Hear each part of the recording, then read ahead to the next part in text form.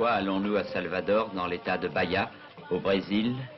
Bien sûr, pour jeter un coup d'œil touristique sur la ville à l'ombre des palmiers, pour découvrir le panorama de la baie de Tous les Saints, ou encore faire connaissance avec les églises du XVIIIe siècle, style rococo, que l'on avait baptisé à l'époque style Jésus. Là, en tout cas, au pied des églises, nos caméramans sont certains de trouver de la concurrence. Mais ce n'est pas l'essentiel de notre sujet. Ce sont surtout les coulisses qui nous intéressent. Où les trouver? Sans doute où ne vont pas ces gens qui vont et viennent sans but précis.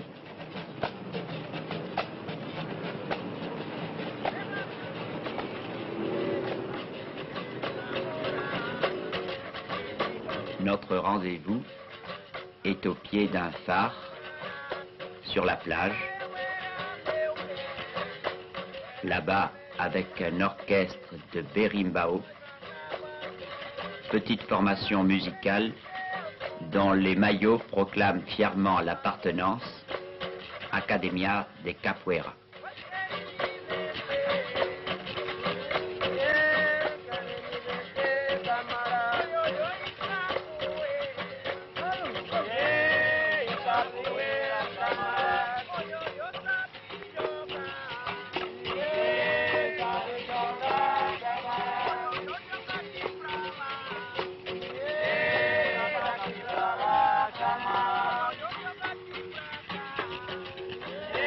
Capoeira, c'est devenu le nom de cette lutte en musique que vous allez voir, inspirée de l'entraînement au combat des anciens esclaves importés jadis de l'Angola.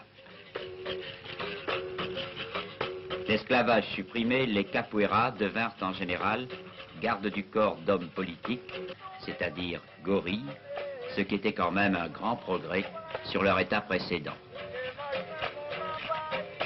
Et puis, la politique ne nourrissant pas son homme, car je vous rappelle que ceci se passe au Brésil, ils luttent maintenant, ou dansent, comme vous le préférez, pour le plaisir.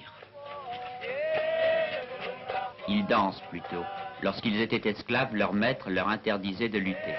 Alors, pour tourner la loi, ils improvisèrent ces ballets dont certains coups peuvent être mortels. D'ailleurs, danser, ce n'est jamais du tango au twist qu'une façon de s'affronter, de se défier, de lutter.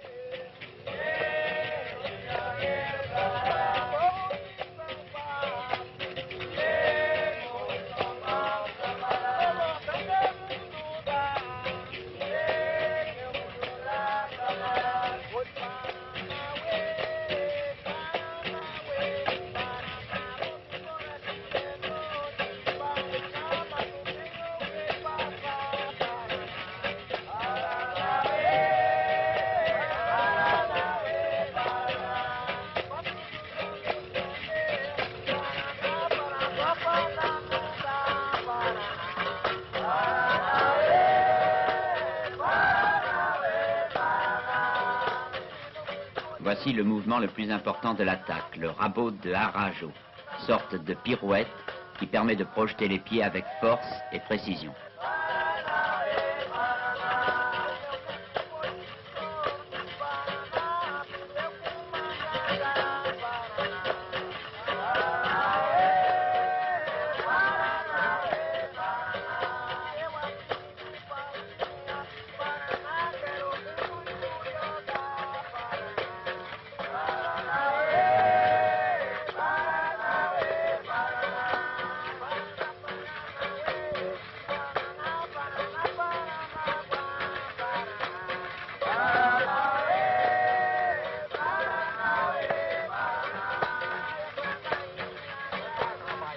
La démonstration peut durer ainsi toute la journée, de 8 heures du matin à la tombée de la nuit. Aussi, dès que vous estimerez que vous en avez assez vu, partirons-nous, avec votre bénédiction, sur la pointe des pieds.